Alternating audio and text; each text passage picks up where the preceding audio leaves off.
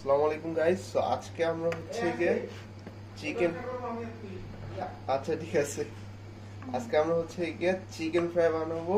And এই যে মুরগি, এটা মুরগির লেগ পিস। আজকে আমরা খাবো ভাইরাল খাবার। আরে বাপরে, একটা গেল, এটা সেকেন্ড, এটা লেগ পিস, না এটা পাংখা ছিল।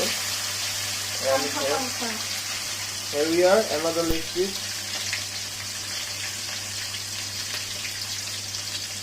Another leg piece.